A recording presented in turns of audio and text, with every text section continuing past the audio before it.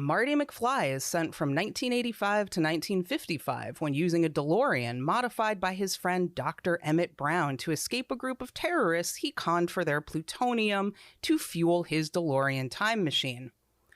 A protagonist tries to cure his hearing impairment in his own makeshift home laboratory in a series of experiments that become increasingly gruesome.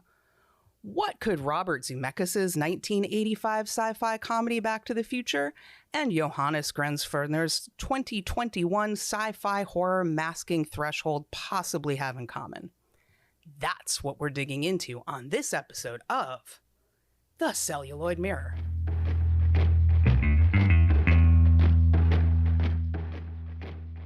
I mean, what do you think? You think they stand a chance? You're on their side, aren't you? Who are you betting on,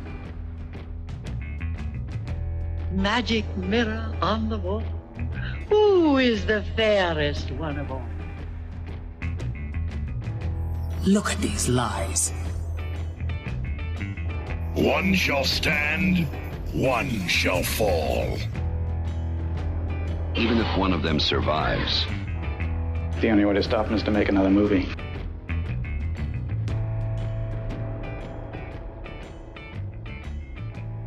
Welcome to the Celluloid Mirror. I am one of your hosts, Sean Mannion.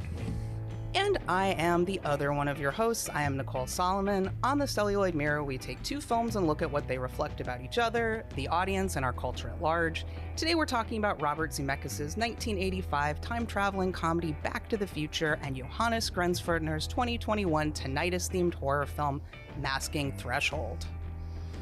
As usual, we'll start by giving a brief synopsis of each film, a brief spoilery synopsis of each film, and then discuss our response to the films as well as critical response before diving in on what the films say about each other. But today, Nicole, we have a special guest. We have a special guest. Can you guess who the special guest is, Nicole? I could guess, but I feel like I have an unfair advantage.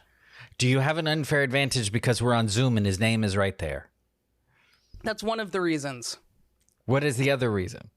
That I suggested this guest and scheduled with him and all that. So I did know before I got Okay, so that would Zoom. make it, you would know. You would know, okay. It's Johannes Grenzfurthner. Yay! Yay! The director of... Yeah, I'm trying to look creepy. You're doing a good job. You're doing a very good job of it. Great work.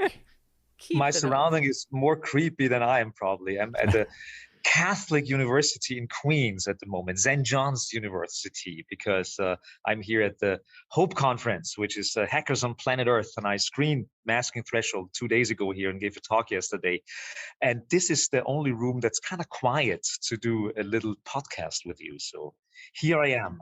And there's a lot of genocide in the air. So For our listeners at home, our patrons could be seeing video of this, but for our listeners at home who are just hearing it, it is a very impressive, very Catholic-looking environ that Johannes boardroom, has. yeah. It's the boardroom. It's very And boardroom. There's like china and stuff around. So.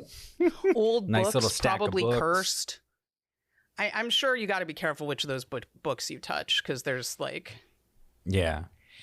You want to be careful which pages you read. It's Necronomicon erotic fan fiction. Wait, Perfect. isn't all Necronomicon fiction erotic, or am I reading it wrong? It depends on how you attract it to the other or something like that. So Johannes, who has joined us today, is an Austrian artist, filmmaker, writer, actor, curator, theater director, performer, and lecturer. He is the founder, conceiver, and artistic director of Monochrome, an international art and theory group, and also the director of a number of fine films, including the aforementioned Masking Threshold, which we will be talking about today. Welcome so much, Johannes. We are so happy to have you here with us today. It's a pleasure talking to you in my strange German accent. Yeah. So if we're going to talk about these films, we should probably give our listeners a brief synopsis. So in case they have not seen both of them, they know a little bit about what we're going to be talking about. Johannes, we were wondering if you would be interested in giving our listeners a brief synopsis of Masking Threshold. If you don't feel comfortable, you can kick it over to one of us. But if you would like, we would love to hear it. No worries. So the thing is, I mean, it's kind of like on the narrative level, Masking Threshold is pretty straightforward. It's a guy who goes insane because he has a tinnitus, and there are aspects of kind of like Craftian mythology to it, but you never really know how much of that is really true or not. But so there is this IT technician in his shitty IT job, and 3 years ago he realized that through some like strange mechanism that he doesn't understand, that he got a tinnitus, and that tinnitus kind of like completely fucked up his life. And he is pretty much sealing himself off and locking himself up in his little laboratory in his little house in Apopka, Central Florida, and trying to find out what caused the tinnitus and how can he fix his brain or brain stem or whatever part of him is not working. And this does not end well. It's like all good Lovecraft stories. I mean, it's not really a Lovecraft story, but like as all good Lovecraft stories in that vein, you kind of know how it will end. It starts and goes on and gets worse and worse and worse. Yeah, that is Masking Threshold. That is for sure. Yeah, Having just recently watched it. Well, and there are many things I could tell about it, but I think that's kind of like the most basic explanation of what it is. And I think it's worth sharing with like the audience, and they can see it in the trailer, which we should link. But like the whole thing is really told through like close-ups and like insert shots, like which is it's got this wonderful style to it that's very isolating, that really helps with the theme. So absolutely, that's what I mean. Like on the narrative level, it's kind of straightforward. It's pretty much like a 90-minute monologue. That's what it is. Yeah. And but on the visual level, it's very experimental because you never really see the protagonist. I mean, you see parts of him. You see like the thigh or something, the back or whatever. But it's like I think 60 to 70% of the film are shot with enlargement lenses, like macro lenses, like 65 millimeter lenses. So the idea was, of course, the guy is this like this nerd who gave up on the world, and he's just like sinking into his desk and getting crazier and crazier and crazier. And because everything looks so horrifying if you look at it through a magnifying lens, it doesn't matter what it is. Like if you look at pizza, it's like the most disgusting and horrifying thing you can imagine, just because you look at it 10 times larger than you usually look at it. So I thought that might be an interesting way of portraying his insanity or going insane. That it's almost like a video podcast of him documenting his experiments, and 60-70% of that documentation is enlargement of all the things he looks at. And all the things that he does strange things to. Yeah, it's a super distinct looking film. I hope our listeners will all get a chance to check it out, because just on a technical filmic level, it's super interesting, and I think were really creative and smart in your approach to how to visualize the material, and it makes for a very unique viewing experience. I was always a little bit afraid because it is a horror film, but it's also like I'm not the biggest fan of art house films, but it is a strange art house film, but it's also a horror film. And I was wondering, like, who does actually want to see this? Is there like on the Venn diagram, where are the people who want to see such a film? Because it's too horror-y for the art house crowd, and it's too art housey for the horror crowd. And I thought, like, when I made the film and I finished it, and I was so happy. I was so close to what I envisioned. So like the film is like 95% of what I thought it would be, which is very close if you know about filmmaking. And I thought, and then I finished the film and I saw it and I thought, like, I did it. And then who wants to see this?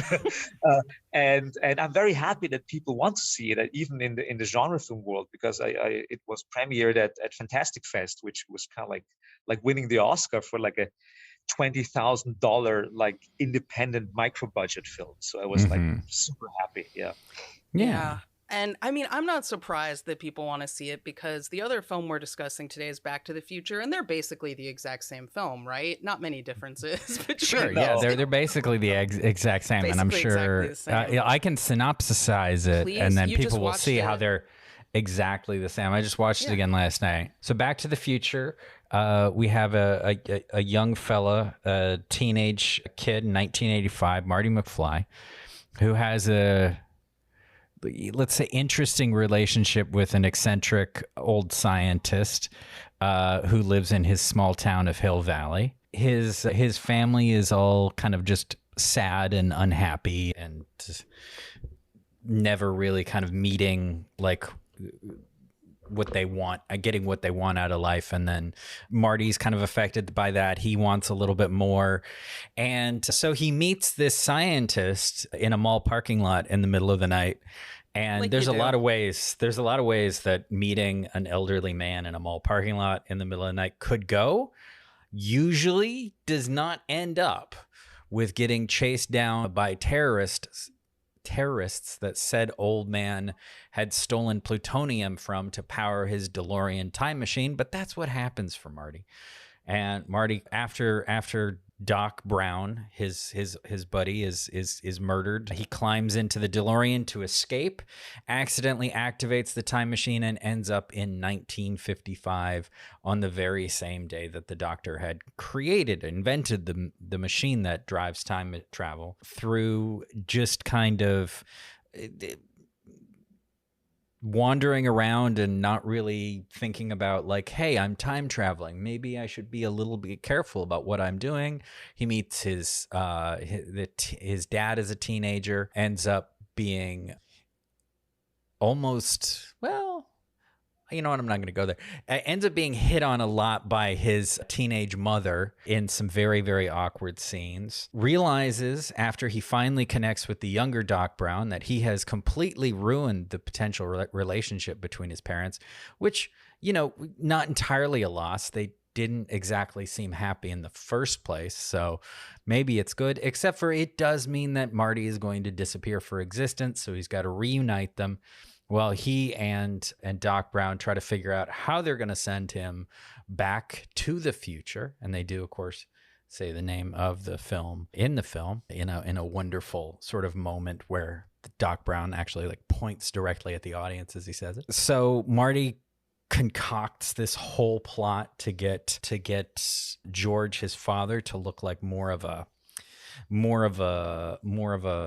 go-getter, manly man sort of thing, which is something we can talk about what that means. But it doesn't go great because the bully gets in the way, but finally George stands up for himself. Marty plays some rock and roll on guitar because there's nothing problematic at all about a white boy from the 80s teaching black people rock and roll in the 50s. It's not problematic. That's not a problem. No. And then he and Doc get him back to 1985, where we discover that he has completely changed the 1985 in subtle ways and in major ways, with little things like changing the name of the mall that he met the old his buddy Doc Brown at to Doc Brown's not murdered anymore.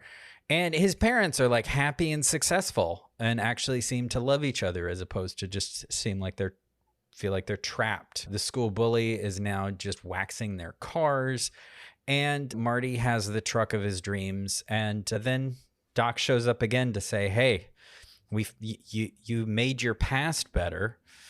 Let's go make your future better, because there's stuff that's wrong with your kids. And then they fly off because where they're going, they don't need roads. And that's Back to the Future. So exactly like Masking Threshold. It's literally the same movie. It's like I was just repeating what he was saying. What did we see as the connections between Back to the Future and Masking Threshold? Just in case it's not incredibly obvious to all listening.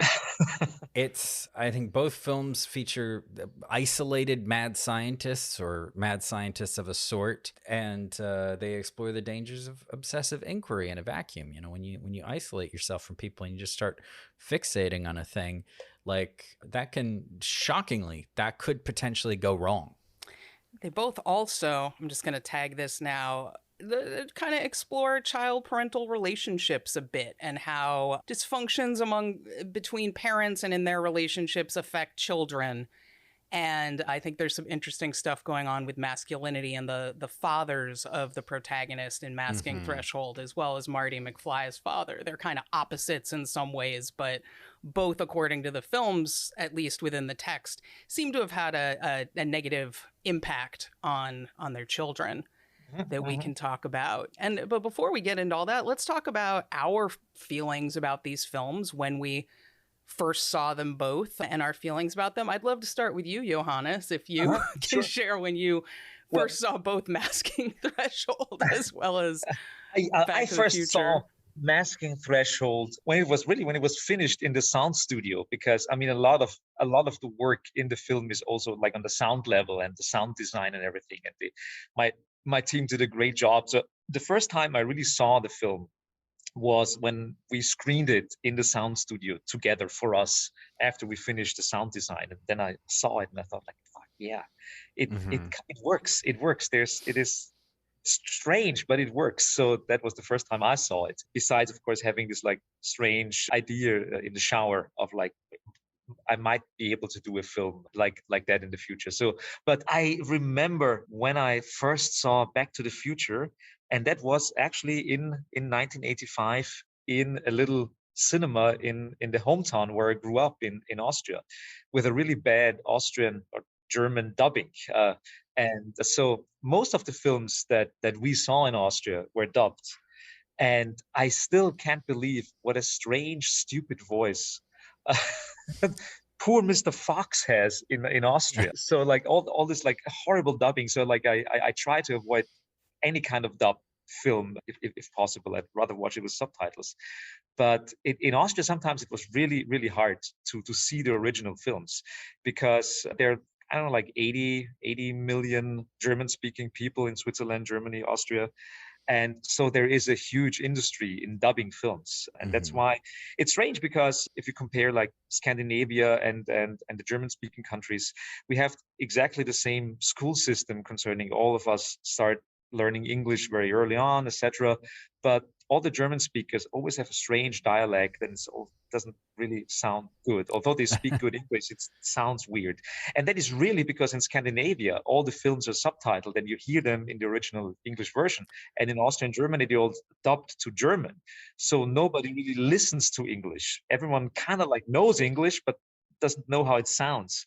So that's kind of weird, but that's like a non sequitur. But so I saw it in the dubbed German version, and I remember that it was kind of like the ultimate like nerd feel good movie for me, because I was like 10 years old or something. I was a nerdy character. I still identify as a nerd.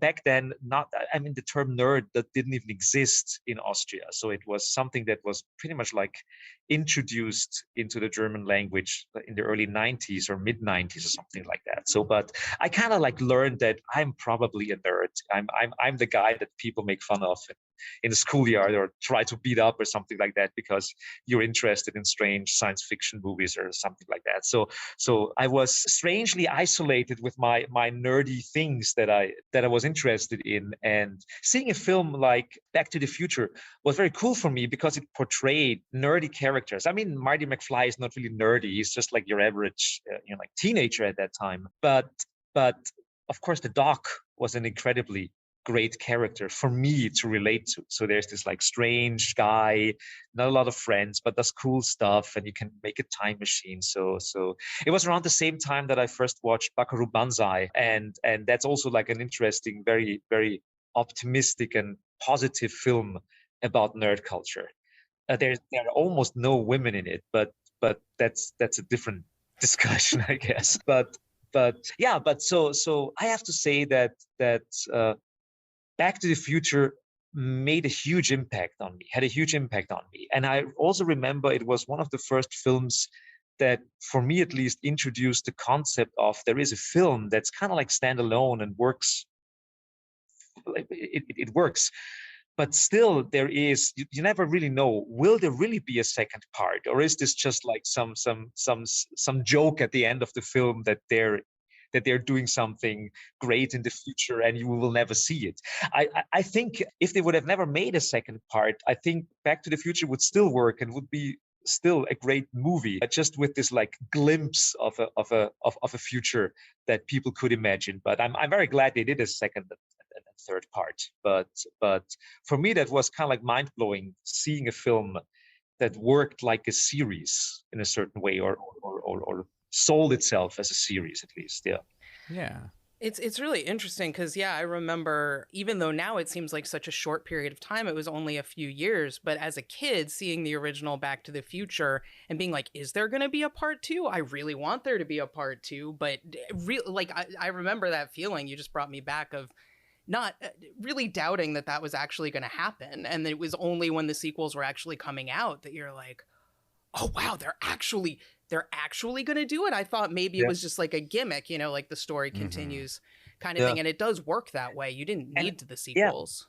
Yeah. And it was a good time for sequels because I still consider Aliens, even like to a certain degree, being better than Alien, but we can discuss that. And there were a couple of films coming around that time. It was kind of like the glorious days of the good sequels with like Terminator 2 was not far in the future. There was the third Indiana Jones coming out, and so Aliens. So there were a lot of things coming out that were like adaptations or second parts of films that actually didn't suck.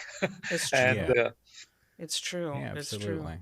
Sean, when did you see both these films? Well, Masking Threshold, I watched on Tuesday, just earlier this week. Really enjoyed it. I really like both the style and the simplicity of the narrative associated with it. Like that kind of directness, which lets you just kind of absorb the style of it. And I think after I watched it, Nicole kind of first mentioned the sort of Lovecraftian sort of inspiration. And I was like, oh, yeah, I see that. And that's definitely one of the reasons why I think I enjoyed it, is because I think it definitely, it follows in the spirit of those stories without being like, without feeling like it's just trying to adapt that kind of style, which is nice, which is kind of what you hope for when people are like, oh, inspired by Lovecraft. And I'm like, cool, because we put squids in it. And I'm like, that's exactly. That's the point.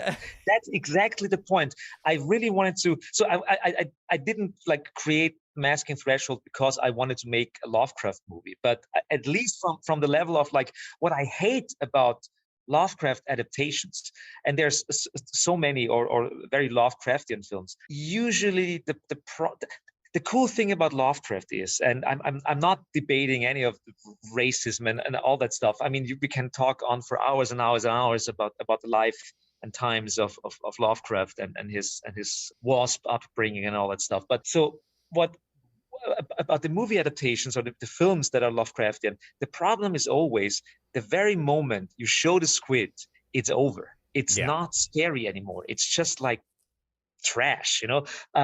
And it might be good trash, but it suddenly lacks this cosmic horror that, of course, is the cool part about Lovecraft, that there are people trying to describe what they saw and what drives them crazy.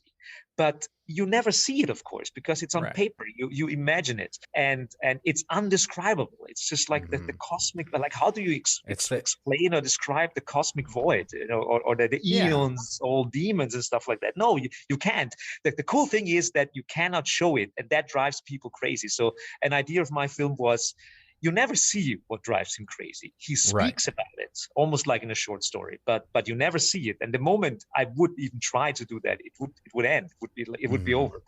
And that was one of the things that I really, really wanted to do. And I was very happy that they showed it at the H.P. Lovecraft Film Festival on the West Coast. And I had a conversation with them in their little Q&A. And one of the things that I said was exactly that. It's like Lovecraft films have the problem of too many squids, too much. Like, Lovecraft is strangely non-visual. So how do you deal with that? So and I think what you're capturing is, you know, what works about them, what works about the stories, and honestly what makes him, I think, a writer despite all of his deep personal flaws and being a piece of shit, is that it's all coming from, he has a deep paranoia and fear of just the world.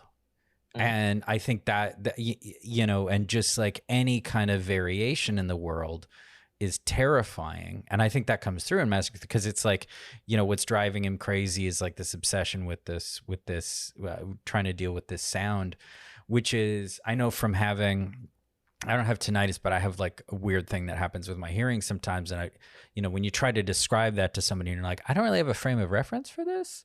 Like the only time I've been able to like point out to my wife, like, oh, this is what happens sometimes with my hearing, is when we were watching like Sound of Metal, like right before he goes deaf. And I was like, that's kind of the sound that I hear sometimes. Yeah. And it's, I had to have tinnitus for 5 minutes when I was 25 or something like that. And it's not a direct, it's not the reason why I chose tinnitus as the plot device in my film. But I remember I had it for 5 minutes and I thought, like, Jesus Christ, if this is going on for another 10 minutes, I'm going to kill myself, you know? And the strange thing is, like, I completely forgot about that stuff. So when I made the film, a good friend of mine asked me, oh, you did a tinnitus film because you were so scared because of your tinnitus. And I thought, like, I can't remember that. Oh, yes, you're right. You're right. And I completely blocked that out of my memory. And maybe that's also something that came back to me when I was thinking about the device that I could use for the film. But yeah, but the idea was, as you explained, the idea was I needed something that is a sickness, a disease, that there is a positivistic level to tinnitus and all that stuff. But it's also something that is also very much in the head of the person. So it's hard to explain to someone how that sounds if it's something in your head. And of course it's all borderlining with psychosomatic things, or like as in my film, he's complaining about the doctors who can't help him and he blames them, and to a certain degree they can't. There's just like no way you can change you can't like replace your brainstem or something like that. It's not that easy, you know, for some forms of tinnitus. So the idea was like, where does it start that you start, because I don't want to victim blame people and say like you're just imagining that. Of course they're not imagining it, but where is this like fine line of like where you're just like falling into the rabbit hole of like focusing on something so badly that you make it even worse, maybe. Or I don't know. Yeah, absolutely. And I think it works very well for that. And then Back to the Future, I've watched like 1 million times. I watched it again last night. I don't think I saw it in the theater when it came out. And if I did, I was too young to remember. And I'm actually not even sure. Like it's one of those films that's been part of my life for so long. I couldn't tell you about the first time I saw it, because I think we probably saw it on like maybe HBO or something. I know when I was little, like my parents would use like, I think like the free weekends of HBO, and then would like record stuff on it onto videotape. So I had like Ghostbusters and some other movies. And I think that's when I initially saw it. But I think I might have seen it after I saw the sequel, Back to the Future Part 2, which is one of the first movies I can remember seeing in the theater.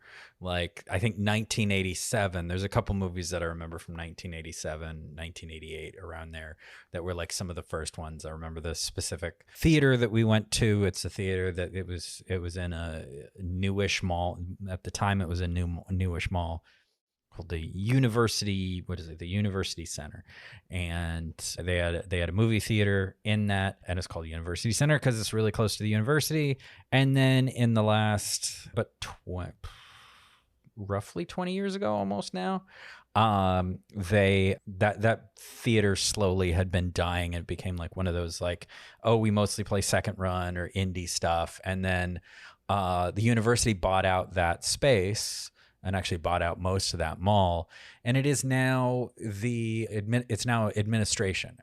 And all the little booths where you would buy tickets now are where like registration is. So you go up and to where I used to get tickets to see things like Back to the Future Part 2 and Scrooged, and what else was that year? Oh, Star Trek 5, or later on Lock, Stock, and Two Smoking Barrels. Now it's where people, then it was like a few years later, then it was where I got my diploma.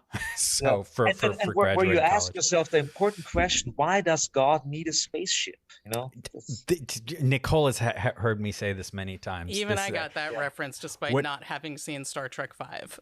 I have which to say, is one of the greatest Star Treks. It is. I want to say, like, there's so much hate for Star Trek V, but I have to say the character development and some of the things that happen there are really good. It's not that shit fest that everyone like makes it look like. Not at all. Like I'm a staunch defender of Star Trek V. I'm a big fan of it.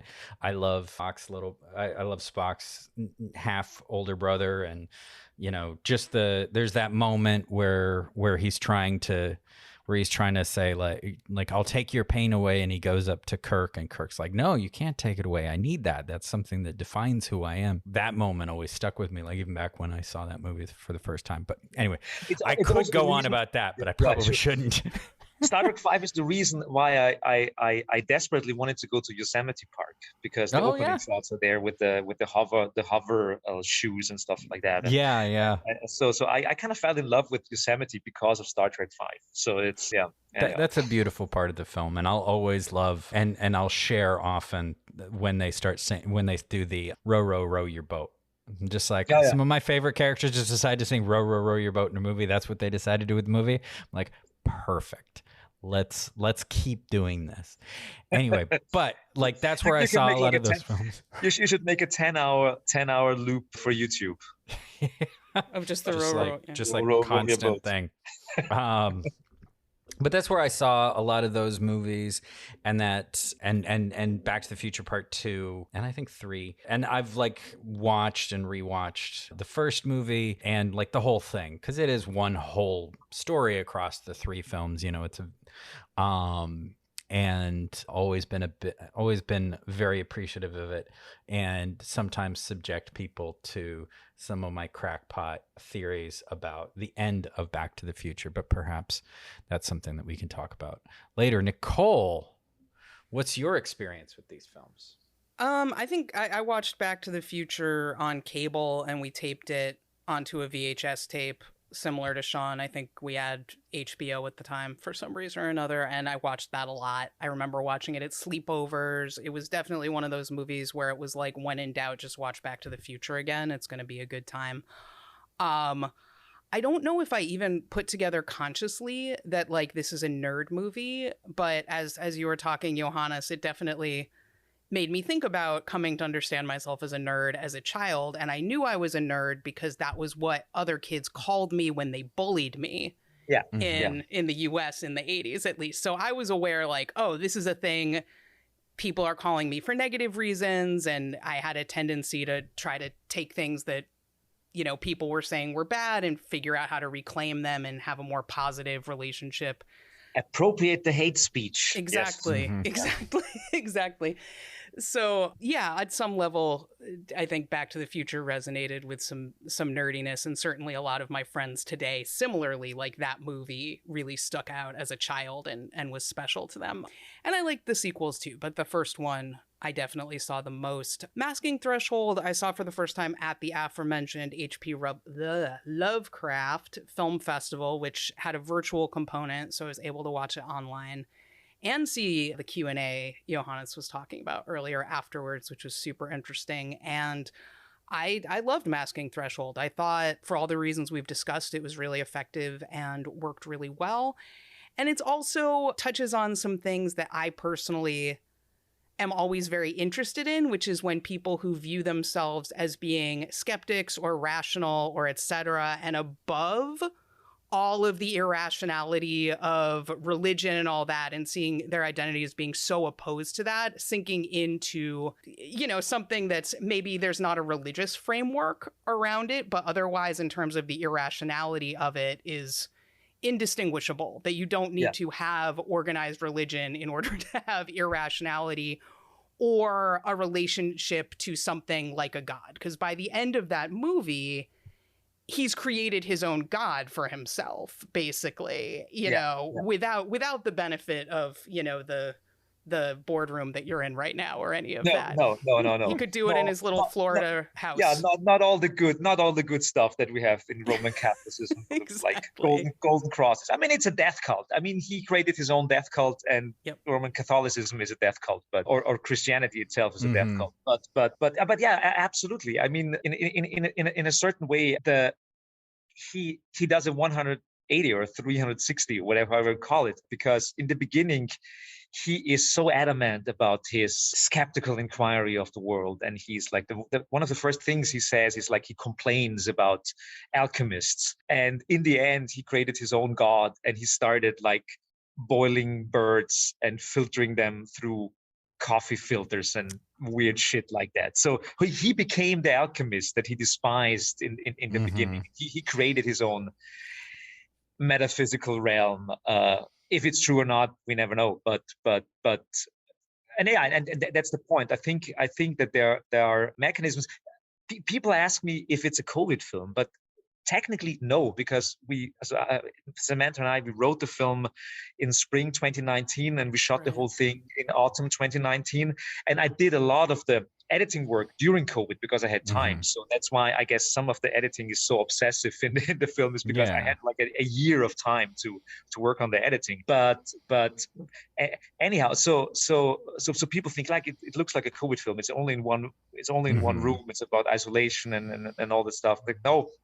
Not really. That's a strange coincidence that happened. But yeah, the thing was that I wanted to create like a controllable environment for this kind of like strangely incontrollable protagonist that I created.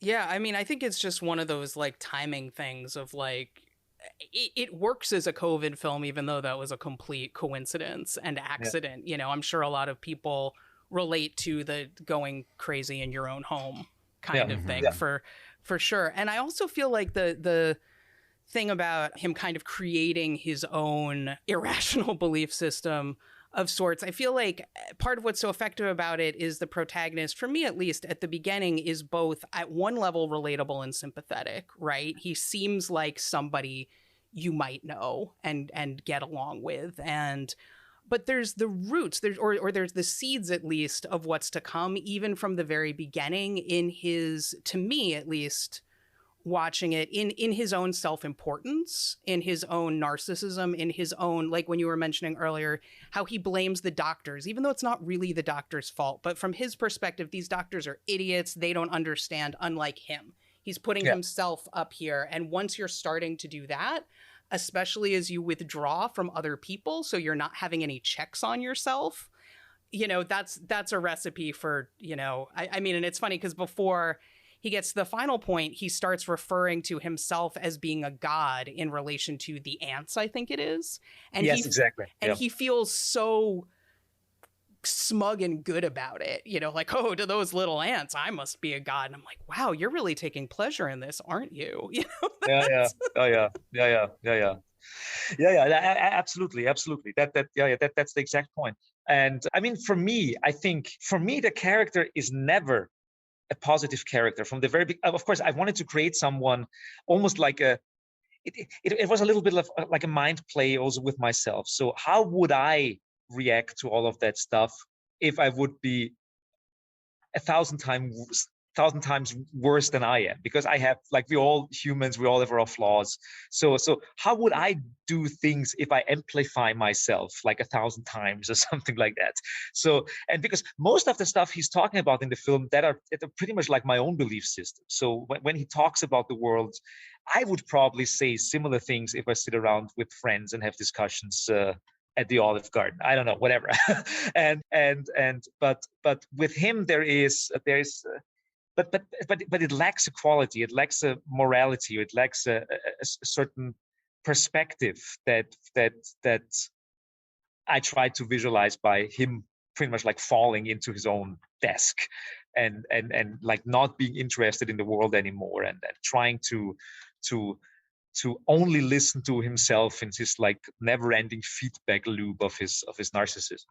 And but the good thing is that it's interesting to see when people start not liking him. And there are people that that's one of my favorite questions if I do Q&As and there are real people in the room. I ask them the question, when do you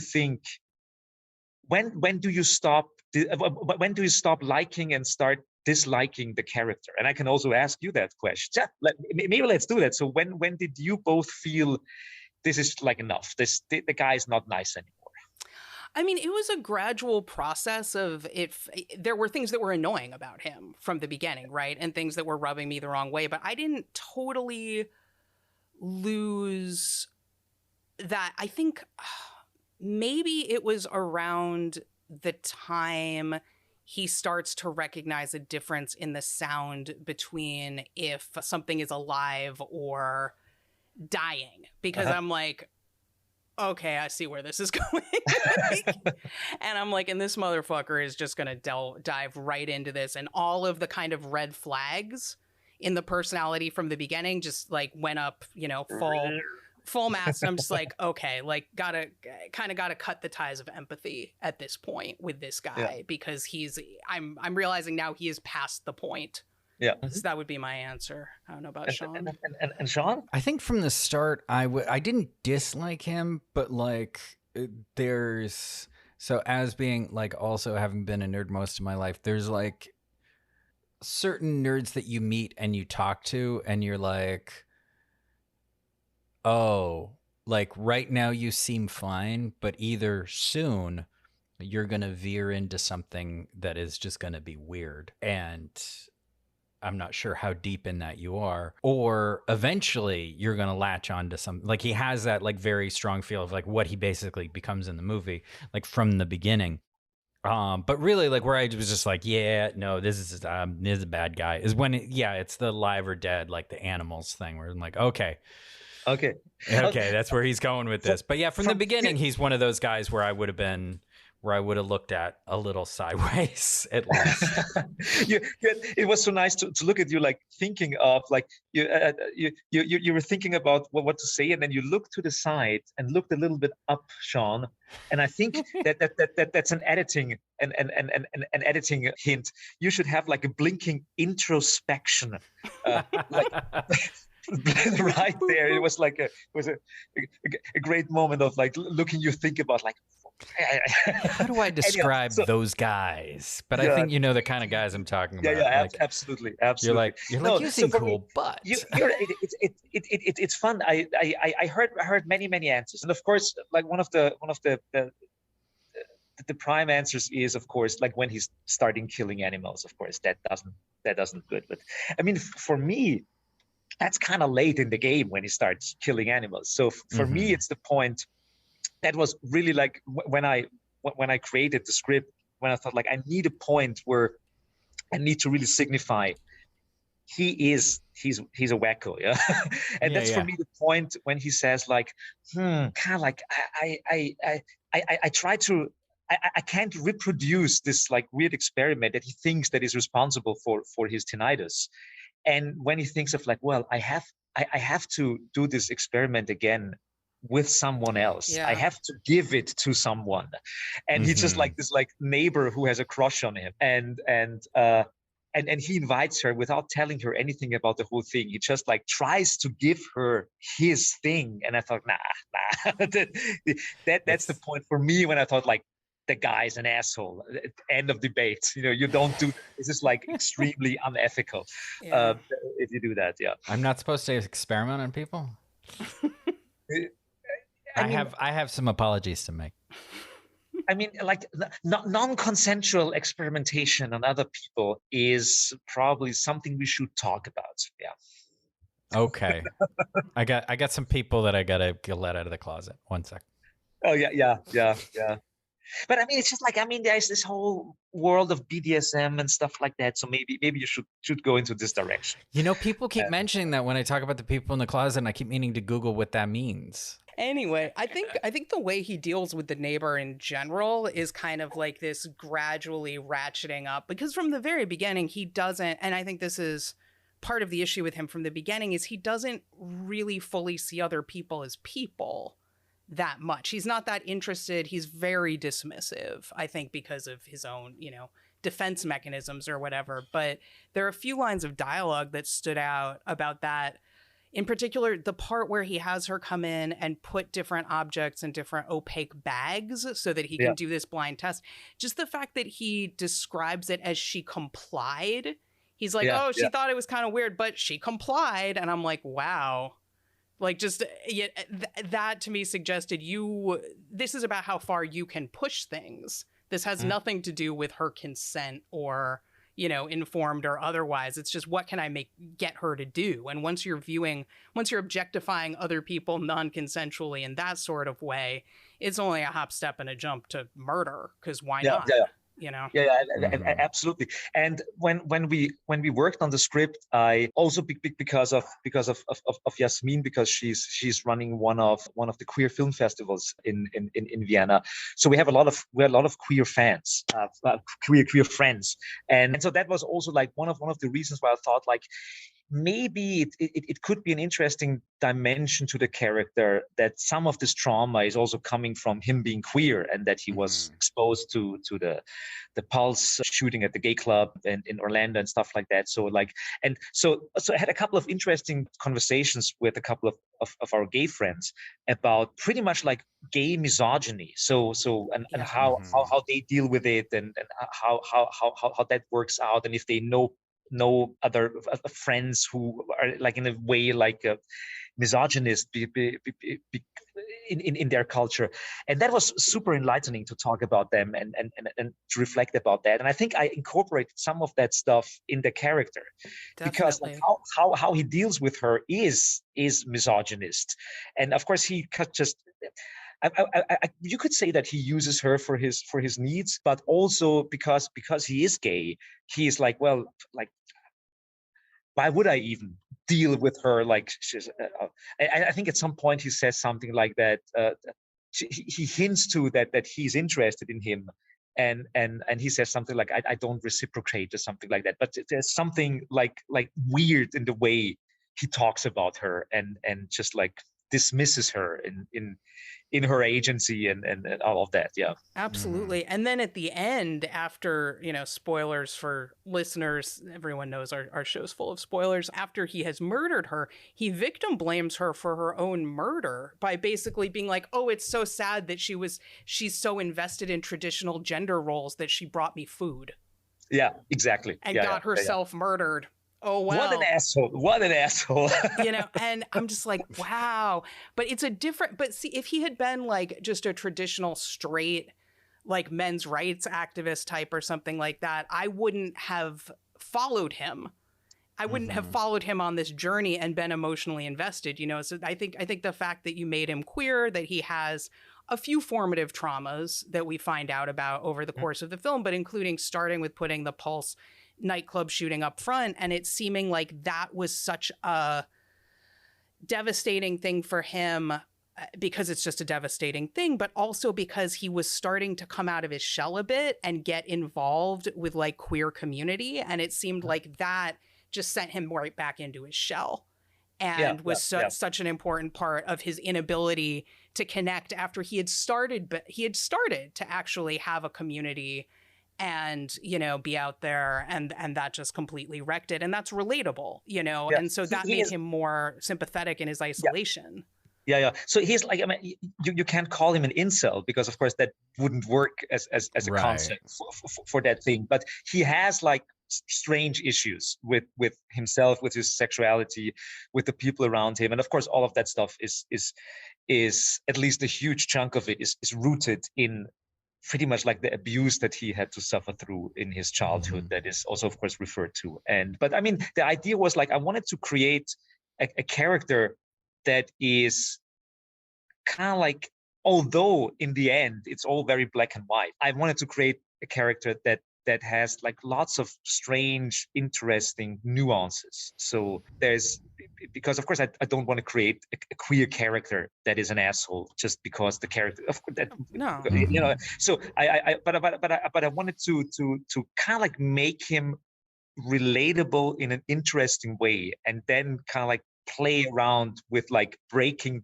So you form a relationship with him because you're pretty much like very deep in his head, and you're listening to him for 90 minutes talk, and then you kind of like leveling with him, or like bringing you down to a certain pace, because many people, especially many horror film nerds, say the film in the beginning is so slow. Why did you have to do it such a slow burning film? And I thought like, well, that was important for me to kind of like bring you down to his thinking speed and his talking speed. And the very moment you are at that level and can relate to him or you're peeking in his brain, and then you can start breaking things in him and also breaking things in the audience, so to speak. Yeah, absolutely. Yeah. And I mean, I love a slow burn anyway, so a lot of my favorite horror movies are exactly that, you know.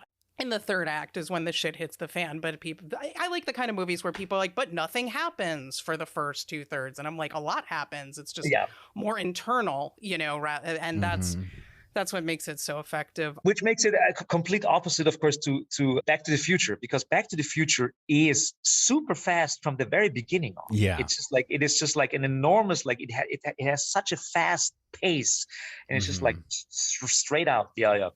I mean, they're setting up, here's how the time travel is going to work within like the first couple minutes, and then boom, end of Act 1, he's in the past. And so that's what we thought about these films. It seems like, interestingly, at least so far, critics tend to agree with us. On Rotten Tomatoes, Back to the Future is 97% fresh with critics, 94 with audiences, which sounds about right. It was very well reviewed when it came out for the most part. Masking Threshold, I think, wins an award, though, of all the films we've ever covered on this show, because I believe it is the only one that currently holds a 100% fresh with critics. This will not go on. But this will not go on, because I think this is the crowd pleasing. No, but bask it while you can. No, it's like, I think it has like 8 or so reviews. The very moment you get like 25 reviews or something like that, which is like a better average for Rotten Tomatoes, it will go down. Especially because the release, like the wide release, the streaming release will be in October, because Draft House Films bought the film, which congratulations makes me very happy. again. That's so awesome. Well deserved. Oh my God.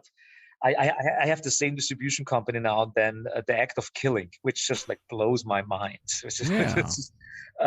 And I'm because at the moment I really like, I have a little like nerdy obsessiveness of reading all the reviews of the film on Letterboxd, and it's so fun to see like that some people like it's a very much love or hated film. So there are so many like 4 or 5 stars reviews, and also but like half star or like 1 star reviews of people who just like completely, it's just like, what the fuck is this? What did I and so I'm looking forward to also getting more reviews from the press in October, because many people who actually said to me, who wanted to review the film, said like, well, we don't really do reviews of films when they're still in the festival circus. So there will be more reviews coming up, of course, when it's widely available in autumn, and then I will see like how the Rotten Tomato scores change then. But well, it's a very experimental film. I mean, I wouldn't do a film like this if I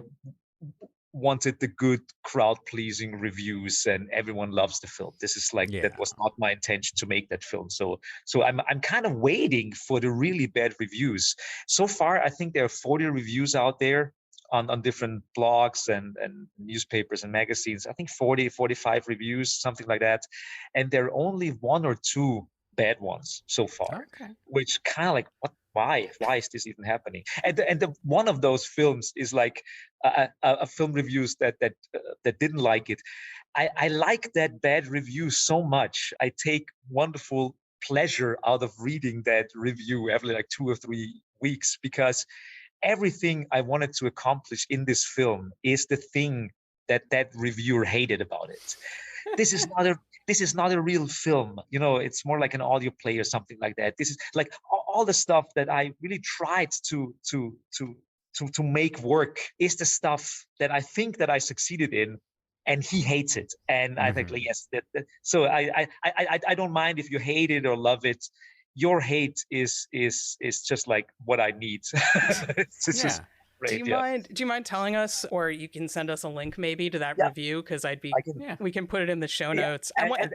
I wonder what that reviewer is going to think of Rosin Nest when that comes out as well. Okay, I tell you a fun story. I like that negative review so much that I took an exact quote from that review and put it into Rat's Nest. It is in Rat's Nest. Oh, nice. Sean, you need to see this when it comes out, especially because you're also an alumnus of the Cucaloris Film Festival, which is relevant to Johannes's next it's film. probably the first film ever that directly references and mentions Cucaloris in the film.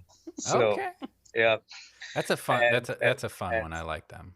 Yeah, that's super, super good. I've never been to Wilmington before. We showed Masking Threshold there last November, and I fell in love with Wilmington. So it's probably delightful. Yeah. We'll probably drop by and say hello to Dan Brawl on the way back now from New York towards Florida. I think they're currently prepping for this year's fest. I think they've got their Kickstarter up and everything. My new film Rat's Nest is also it's more comedic and it's more satirical, although it's also a horror film, and it deals with the film scene and indie film scene and stuff like that. And there's this kind of like idiot director, like art house director that I created as a character, and at some point he is talking about himself and his work and the film that he made, pretty much like in the direct quote from the bad review about Masking Threshold. So awesome. It's So I thought I'll definitely send the film when it's available to the reviewer, because I want him to know that I enjoy his review so much. And based on what you're saying on the Masking Threshold feedback, I'm guessing he's going to have a lot to say about the format of Rosin Nest as well. Absolutely. I think he will even hate it more. So that's what I'm thinking. Sometimes develop a relationship. And you send him stuff and he just hates on it. And cool. Cool. That would be... but I think it's like what the most thing you can get out of people when you're watching a film is a form of emotional reaction to it. And if it's a visceral gut feeling, I hate this stuff, then it's also something. I mean, that is art. Yeah. I mean, you can't control what people think about what you're doing. But I mean, films are emotional machines. And of course you want to create an emotional machine that triggers the certain emotions that you want to create, like fright or laughter or introspection or whatever it is. But sometimes that emotional machine does strange things to other people, like that you're not intended to, and why not? So that's part of the job. Absolutely. Better to get hate than no reaction at all. And it's speaking of reactions, you won a bunch of awards, as did Back to the Future. Both these films received a lot of awards. Back to the Future won or was nominated for a bunch of Golden Globes and other major awards. Masking Threshold was more smaller niche awards, but you've won a lot in a lot of different countries, I believe, as well. Oh yeah, for example, there's this really, really good horror film festival in Spain called Terror Molins. It's been around for 40 years. They even did it during the fascist Franco regime in Spain. And so they have they take pride in their history and all the films that they screened there, even in bad times in Spain.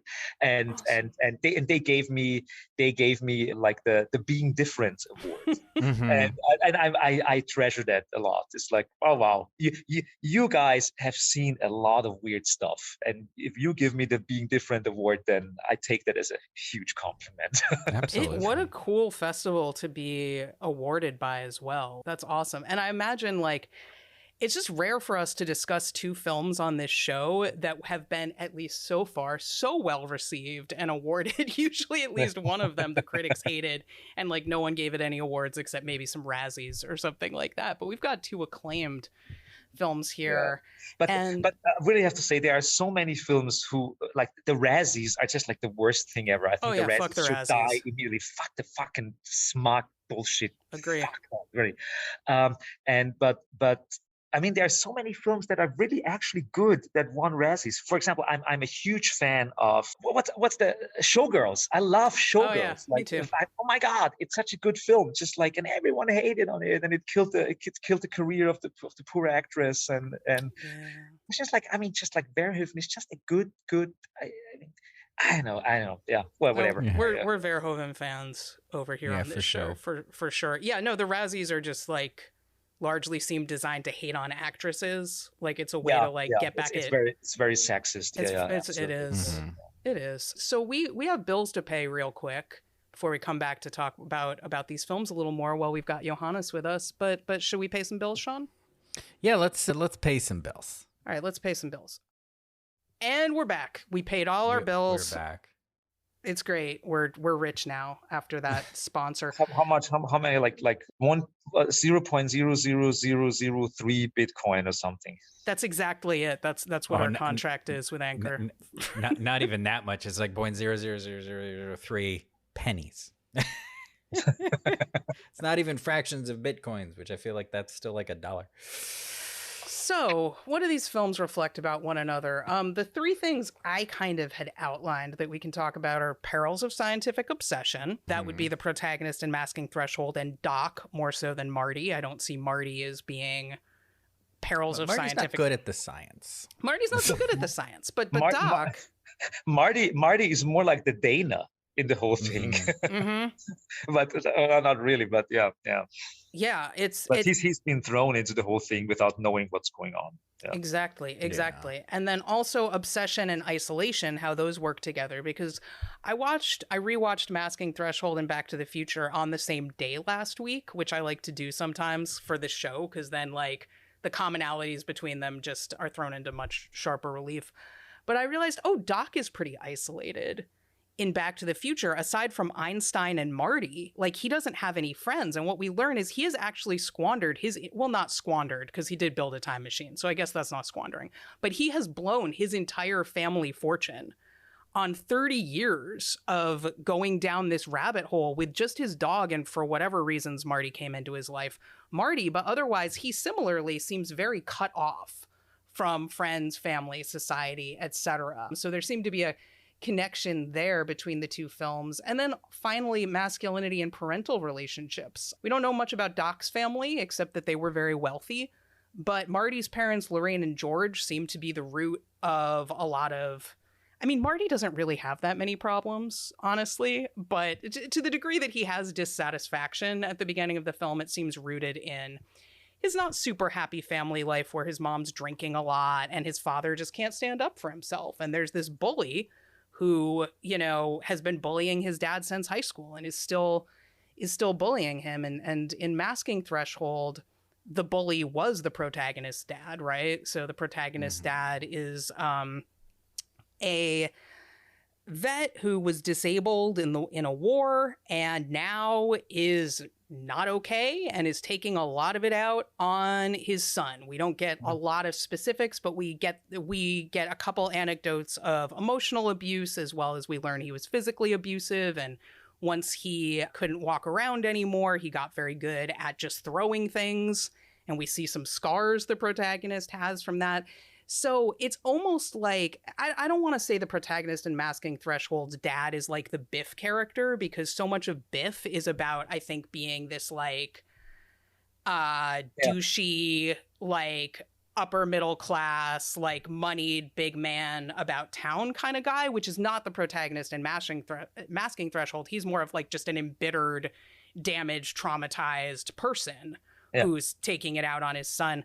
But it's kind of opposite forms of masculinity, neither of which seems to be serving the protagonists very well. So I just kind of monologued for a bit, but I'm curious about, especially since we have the filmmaker of one of these films here, rather than us just talking about like, oh, here's what some articles said. Like, I'd love to hear what you have to say yourself. So first of all, like a little bit of reflection about Back to the Future. So what I remember, what I liked as a kid a lot is the payback moment when you see that the guy, the bully Biff, at the end, kind of like finally getting what he deserves. And when I rewatched the film just like a couple of months ago, I didn't specifically rewatch it for this show, but I watched it recently. I thought like that's probably enough.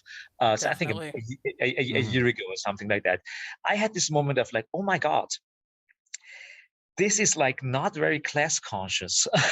It's like at the very end of the film is like where Biff is suddenly kind of like humiliated working class guy who cleans the car for the upper middle class novel author, like a novelist and stuff like that. I thought, like, this is probably the one thing that I really don't like about the film, is that this is, I have to feel too excessive. I mean, of course, you want to see Biff suffer to a certain degree, but also I kind of want him to learn something, but not only by, he's the guy, he has now a bad job and is working for the guys who have more money, something like that. So there's something weird about this thing. And as a kid, I totally liked it, but now that I'm a little bit more politically conscious about stuff like that, I thought, like, it could have been a way more wholesome way of kind of like punishing Bill, but also not humiliating him in that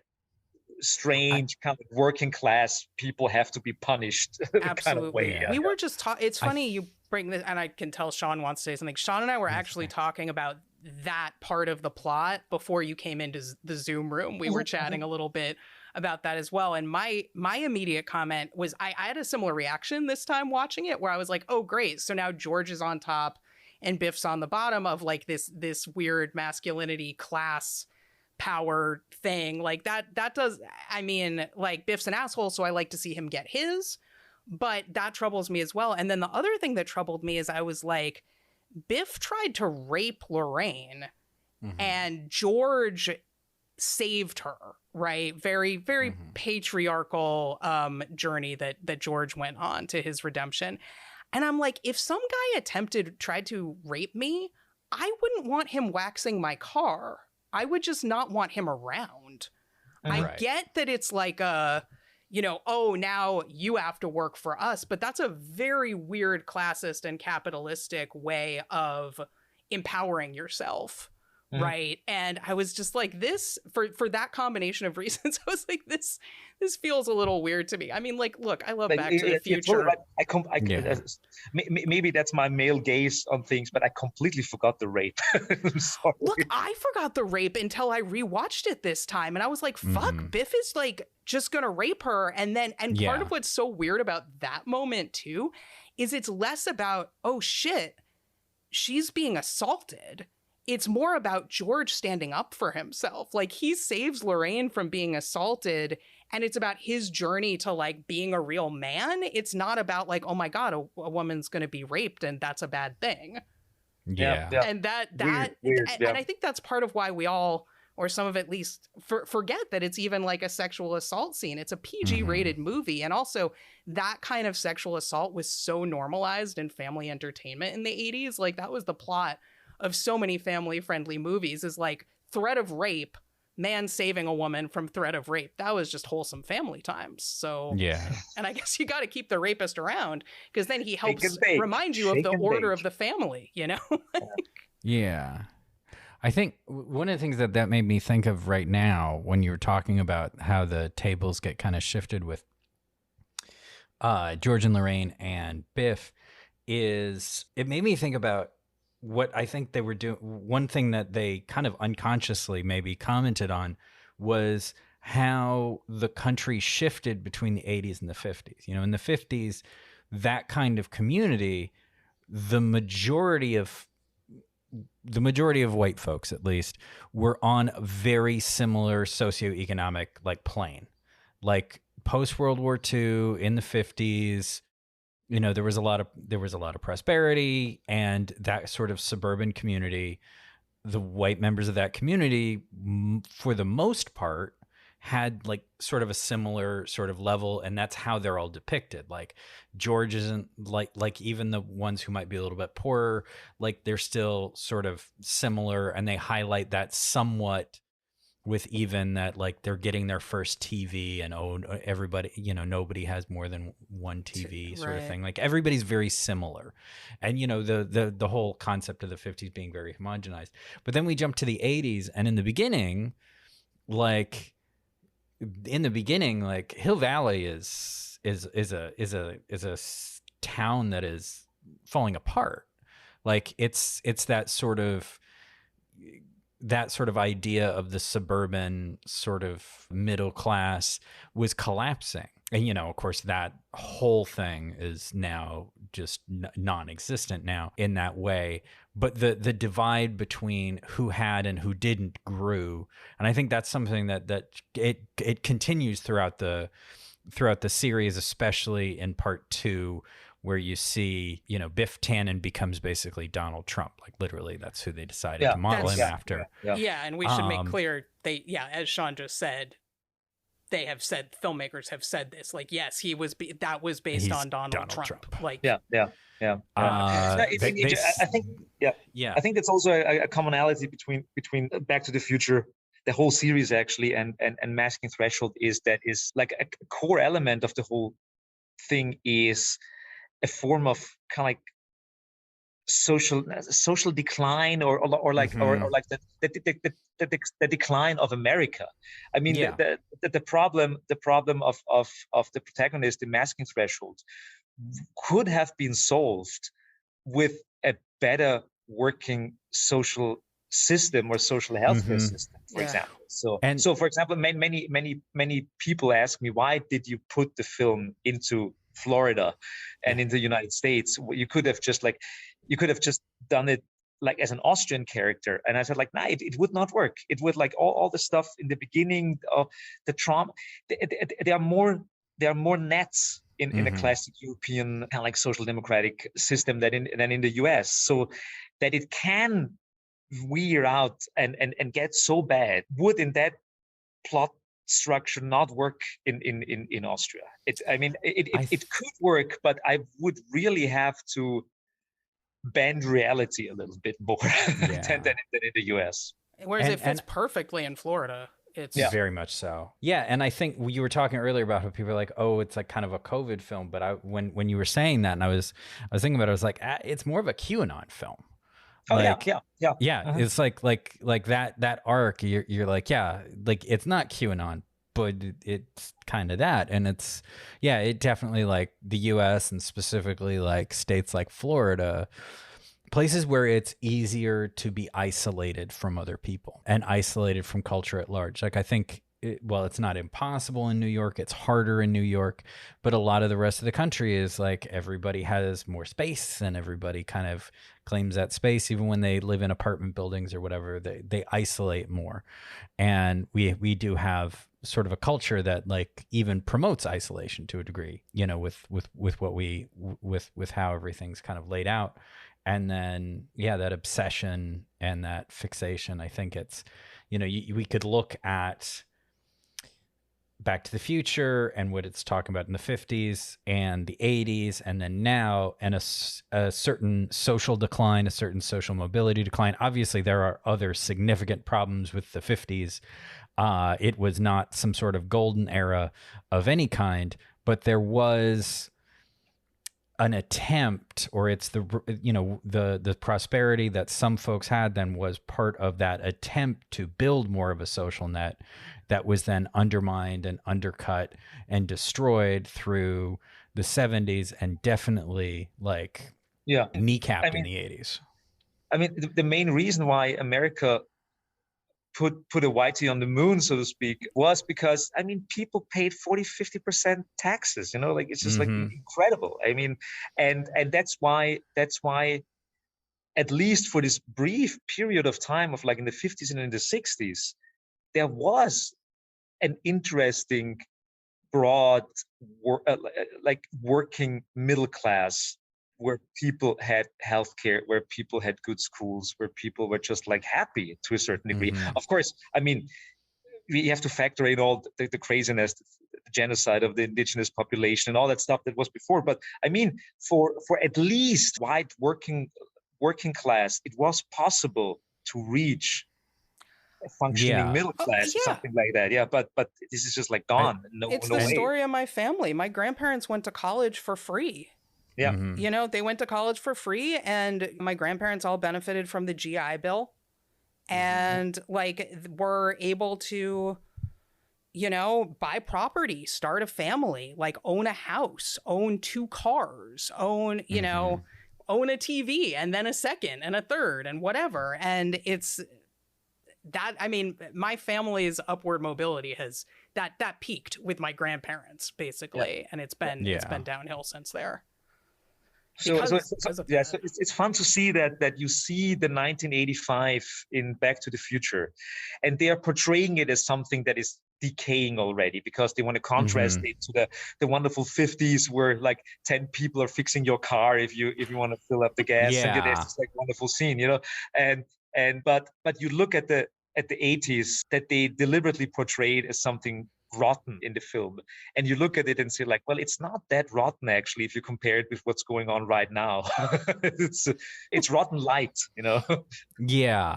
And then looking at Masking Threshold and seeing like, you know, that there's a continuum there of you know what America has become, which is a lot of people sitting on their own, obsessing over something with no one to be there and say like, yo, dude, let's get you away from this for a second.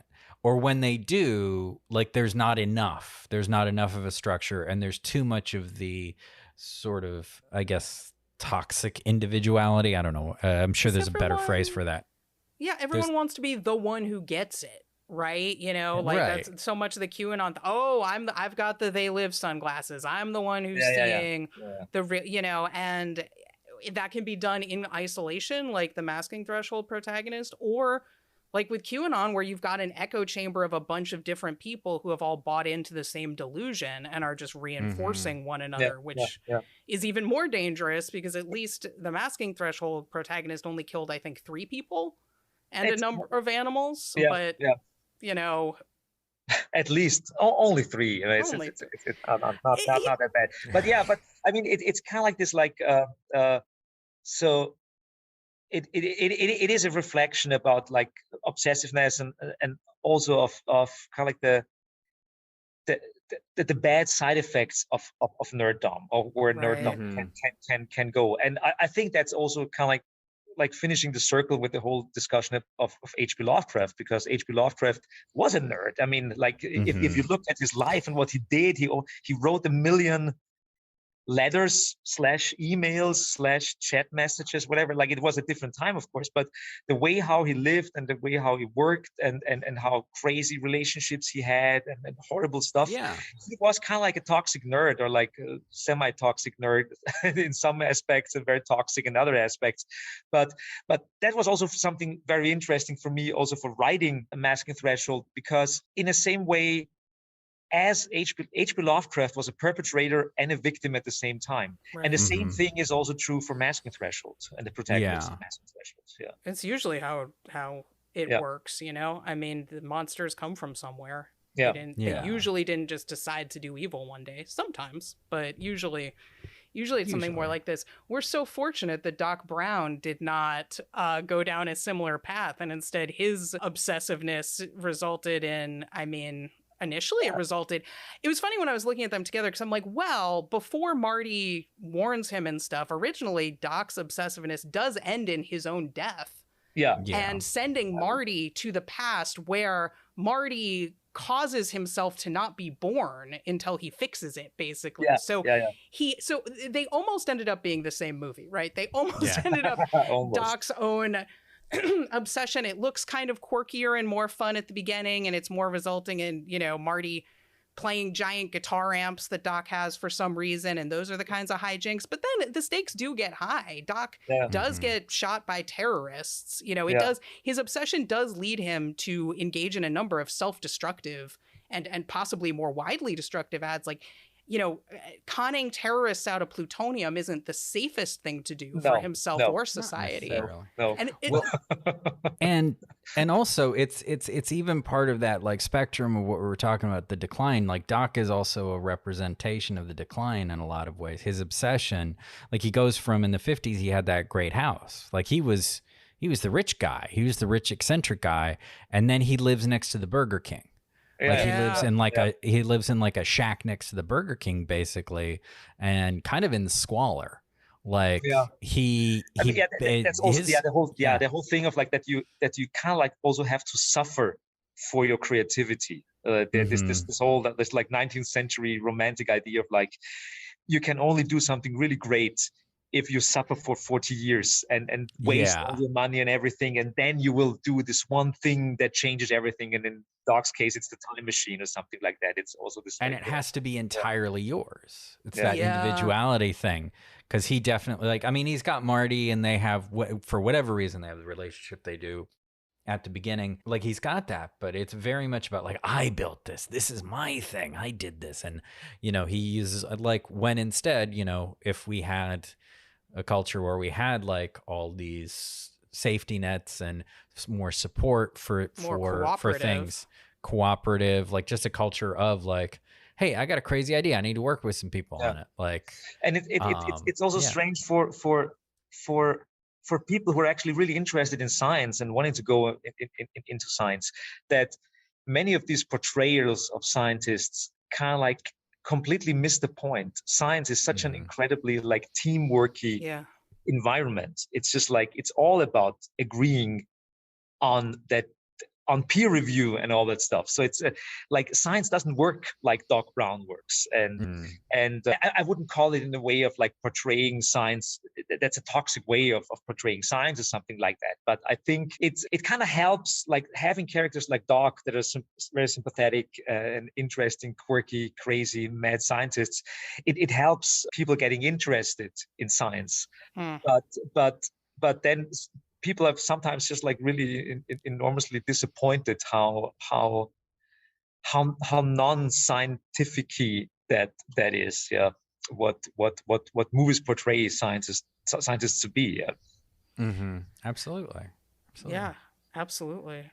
But I mean, I guess that's the old problem of that you have to create. I mean, a film is like 90 minutes, 2 hours or something like that. You have to create a compelling narrative that draws people in and stuff like that. And of course there are like a gazillion tropes. I mean, there are many websites which just like make lists of tropes that are being used in films. But it's kind of interesting how stable some of those tropes are. That like the mad scientist thing is just like incredibly like over so many years. That goes back to the beginning of film, almost. Yeah.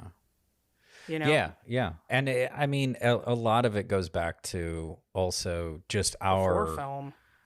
Yeah, before film, and also, very much so. Or at least, you know, it comes up through a lot of our media. And I think it has a lot to do with this, like, conflicting relationship that our country has with, you know, and with science and with scientists. Like, we're a very, like, religion-fixated culture. Yeah, you know, you're in the Catholic university there, but we also like rely on and owe a lot to science, and so people have that like, well, yeah, science is good, but what happens when science goes wrong? Obsession. Yeah, the entire greatness of the U.S. in the last, I don't know, like 70 years or something like that is based on scientific progress and innovation and investing a lot of money in that kind of stuff. I mean, like the moon landing, whatever it is, it's like, and it's such a strange, schizophrenic thing to look at the U.S. and think that the core value, the core interest of all people in the U.S. should be kind of like being God-fearing Christians or something like that. Like, like that shit didn't bring anyone anywhere. No, no. So America, like the standing that America has in the world, and that it's now losing to a certain degree because of that discussion or that craziness, is like because America was incredibly innovative and just presented to the world. We have, maybe we can debate about if we like that or not, but we have a certain worldview, and that certain worldview is generating a certain output of wealth and a certain output of scientific knowledge and progress. Look at it, and people bought it because it worked. But nowadays this is all just like standing on very wobbly feet.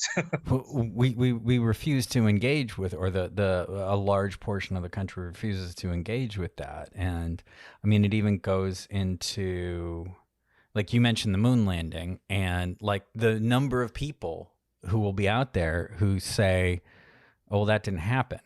Yeah. Which is one of the things that will get me into a physical fight with somebody if they say it in front of me is you do not tell me that you don't believe the moon landing happened and not think I'm going to do something about that, because I'm very particular about that conspiracy theory. I get mad.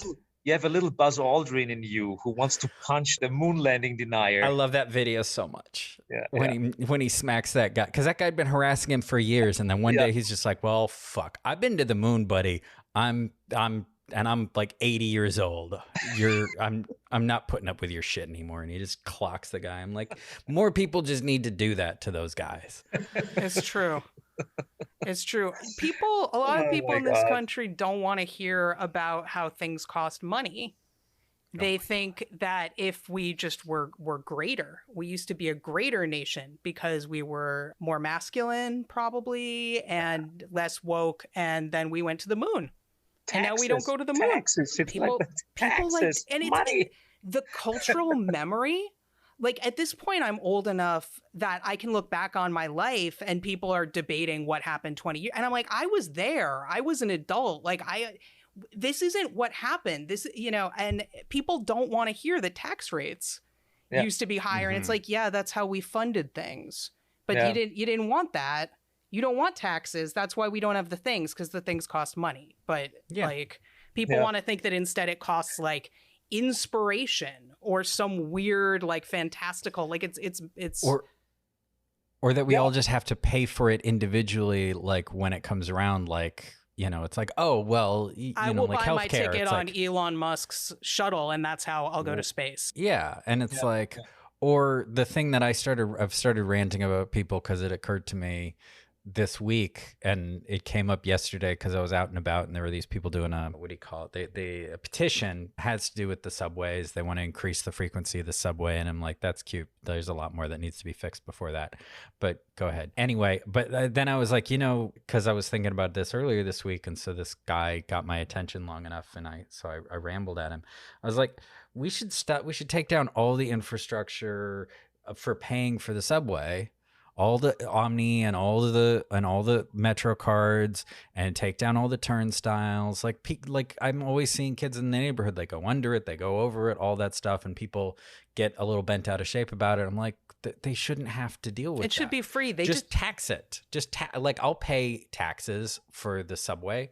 Like, someone just made their subway free. I feel like, I want to say Boston, but I don't think it was Boston. Some U.S. city just made their subway free, basically, and they're like, this is look how it's working.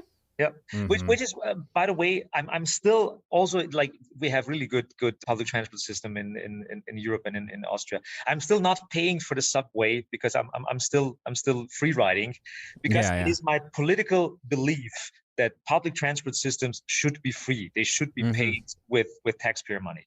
End of debate.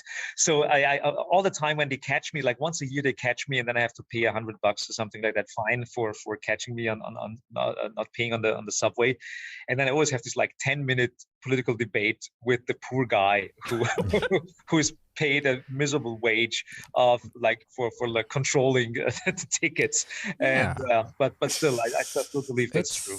Yeah. We should just, those of us who get like, have income, there should just be they're already charging me a city income tax. Just throw another like $100 or so on there every month for the subway, which I'm paying anyway, going on the subway, whatever the 30-day unlimited costs, like that's the tax. And then there's a bunch of people who don't use it. There's a bunch of people who don't have income, but just then make it free. Also, you save money by taking out all of that infrastructure.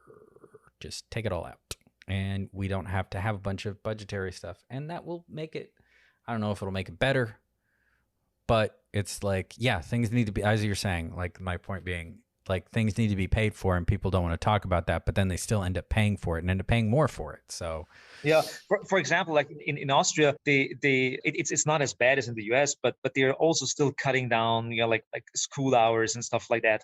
And then or more pupils being in one classroom and stuff like that.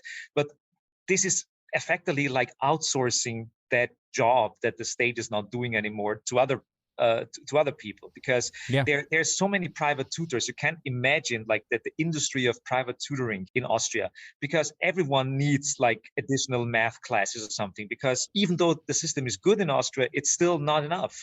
And then the parents have to pay for private tutoring because people fail in math classes or something like that, because there are not enough math classes to fulfill the curriculum. Right. And suddenly you have this like entire external industry that is taking care of the stuff that actually the state or the communities should take care of. Absolutely. And that is happening everywhere. It's happening in schools. It's happening in technology. That it's like Uber is just like a strange, weird, shitty capitalist bug fix for there are no public transport systems. So like there is like something like Uber, this like giant tick emerges out of like the oozes of capitalism and feeds off the need for public transport. That's good. So and whatever. So, and meanwhile, absolutely. I just read we're currently spending more money in New York City to pay the NYPD to enforce the fares on the subway than we are losing in lost fares on the subway. Yeah. Because of course, because that's what we do here. Well, in fairness, those cops need somewhere to stare at their phone. They need somewhere to lean on the wall and stare at their phone.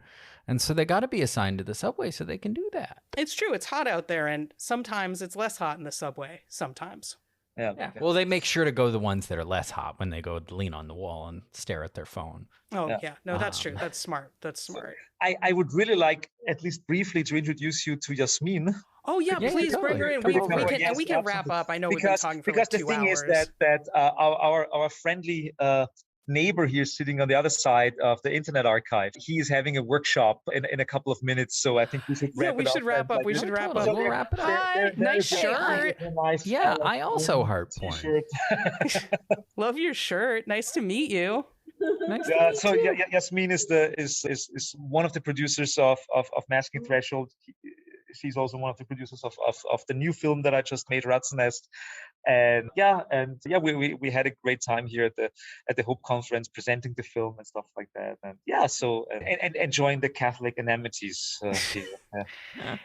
It's an amazing space you're in. Well, as I hope you heard, I'm a big fan of your work. So lovely to see your face, and thank you for making these awesome films with Johannes.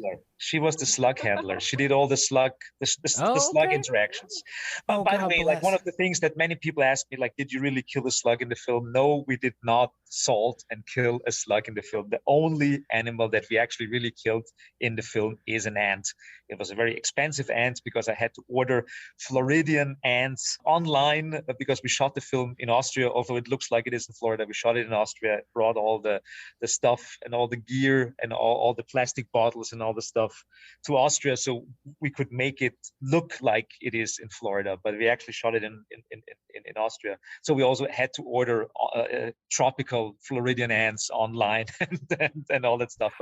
But we killed one ant, but we had like a whole terrarium with like 20 or so slugs, and they all had names, and she fed them strawberries, and we were really nice to slugs. What was it? I think you talked about this at the HP Lovecraft Fest Q&A. What was it you put on the slug to simulate salt? Like you put some kind of powder that was harmless, I believe. It looked really scary in the film. I went to this like chemical supply store in Austria, in Vienna, and I told them, hey, I need something that looks like salt but doesn't react like salt and doesn't draw, like the moisture out. Moisture, that's what kills the slug, because it's pretty much like sucking, the slug is so much water that it's just like it's being disintegrated by the salt. And so I looked at her at that store, and she looked at me. This is a really strange question. Like, why do you want this? Why do you want something that looks like salt and doesn't behave like salt? And I said, I want to put it on a slug, but the slug can die. It just has to look like I'm putting salt on a slug. And she was looking at me and like, I know exactly what you need. Oh. and then it's some magnesium something. It's another crystal that is like highly like non-reactive. I don't know, but we did that, and the wiggling and all that stuff of the slug is just like because animals don't like it if you put weird shit on them. I think I could also not put weird shit on her, and she would not wiggle around. So it's like I put weird. You're not wiggling. It's not weird enough. Well, it looks very effective. And I thought of it when I rewatched it this time. I remember it. I was like, I was like, what is it? It's like Fun Dip or something. It's like something not salt. Yeah. No, but I was specific. I wanted something that has almost like the same crystal structure, because if you see it in enlargement, if it's like sugar, for example, it would look different. If you would see it, that it's something different. And so I nerd creating crazy, weird, murderous nerd needs to do his nerd I was thing. going to say that's a very meticulous obsessiveness that pays off, and nobody died, not even the slug. So, No. I mean, we even brought grass. Like we smuggled Floridian grass to Austria because the grass in Florida, like this tropical grass, just like looks different. And you see it like for 10 seconds, but no, it has to be the right grass. But is there like maybe one anecdote you want to tell before we finish the whole thing here? Wrap the fucker. Well, Johannes promised me on our vacation in the States, like, you will get an extra luggage, we can bring home stuff, whatever. In the end, this finally meant that we will buy Drano and aluminum wrapper and pencils and all the crazy stuff. Actually, it was no shopping invitation for me. It was just like an invitation to buy props. So like we brought flying home with 2 or 3 luggage cases full of the weirdest stuff. Actually, everything looks a little bit different in Austria than in the US. So like even the shape of the plastic bottles of Coke or whatever it is. So we really needed to create this like little American chamber of horrors. So everything in that chamber of horrors needed to be from the US, or at least, and some of the stuff you can buy. For example, I even used letter size paper in the film because the paper size in Austria is different because it's the DIN, like the German DIN norm. And so I even got like paper, because I thought like some people might realize that the paper is a little bit of a different size and stuff. So I was obsessive about that stuff, and yeah. Well, it paid off. I noticed nothing that I was like, that's not. There's one thing in the film that is European that I think all the time when I see it, I should have removed it. I should have changed it in some way. I should have done. But there's one thing in it that bugs me because it's not European. It is European. It is not American. And so do our listeners, if they guess what it is, if they spot it, do they win a prize? Yes, let's do it. If someone finds the one thing that is very European, it exists in the US as well, but it is kind of uncommon. So it's not super uncommon to have it, but it is something that someone would kind of like identify as like a European thing. Yeah. All right. So if you eagle-eyed listeners, if you spot this, just let us know. Reach out on one of the many ways you can reach out to us and tell us what you think it is. We will confirm with the Masking Threshold filmmakers, and if it is correct, you will win something. I don't know what, but it'll be something great, because it always is. Maybe like a bucket of slugs or something like that, but we'll come up with something. Bucket of slugs. Yeah. You could do worse.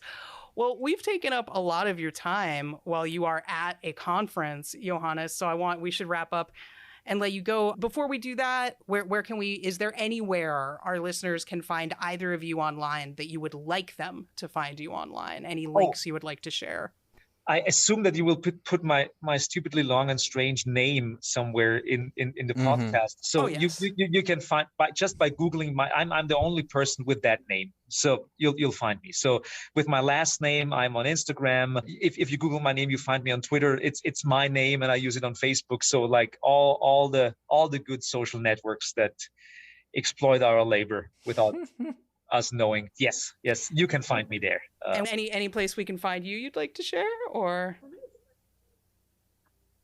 I can't hear you again. Zoom is. It's Jasmin Hagendorfer, but I can write it to you later on. Okay, we'll put it in the show notes. You put it in the show notes, and yeah, she's organizing the Transition Queer and Minorities Film Festival in Vienna, and she's also doing the Porn Film Festival Vienna, where she's screening feminist and queer and alternative and post-porn. Fantastic. Porn stuff. I know that'll be of interest to some of our listeners, so that is fantastic. And Masking Threshold will be streaming in October.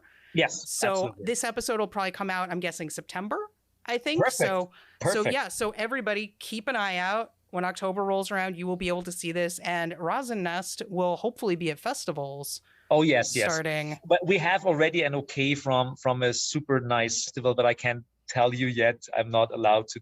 And I don't know when your podcast will be screened, but it will be out in September. So around the time people will hopefully talk about it. Yeah. Yeah. So watch for it in festivals. We'll share links to festival screenings and stuff around when the episode comes out. And I think if people like Masking Threshold, they're going to like Rasennest as well, or at least be interested in it, because there's a lot of formal there. I think you said like, they're very different, but they're also similar. And then when I watched it, I was like, oh, now I know exactly what he means. Because yes, they're very different, but also have some formal connections. They're brothers or sisters from another mother or something like that, you know. Yeah. Well put. Yeah.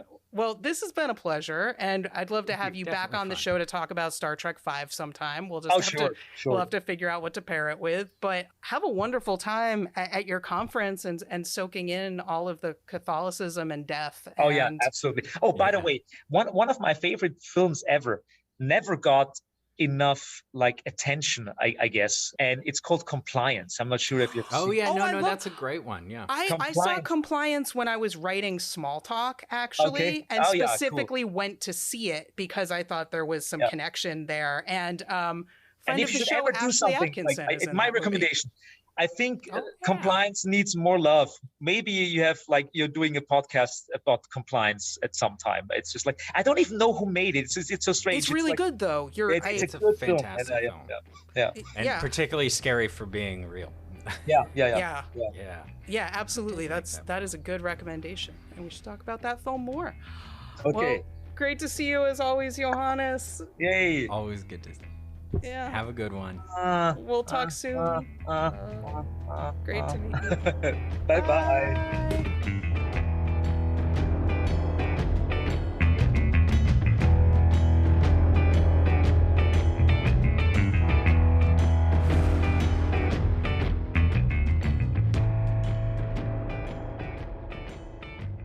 The Celluloid Mirror is a 4 Mile Circus production hosted by Nicole Solomon and Sean Mannion.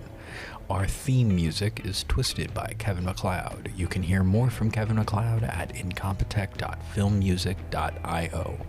Please take a few moments to rate and review The Celluloid Mirror on your podcast platform of choice. It really helps with discoverability.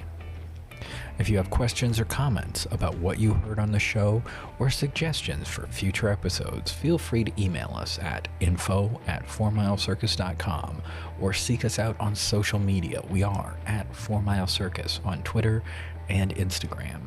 Want more from the Celluloid Mirror? Sean and Nicole join our Patreon at patreon.com/4milecircus. You'll get early access to episodes, uncut video of our recording sessions, access to our Discord server, and much more. To learn more about everything we do, visit us at 4milecircus.com. I ended up in that hall of mirrors. There was another girl. She looked like me. Exactly like me. Can you come with me in my dreams? That'll do, Pig.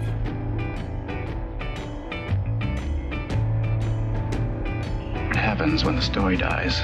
The evil is set free.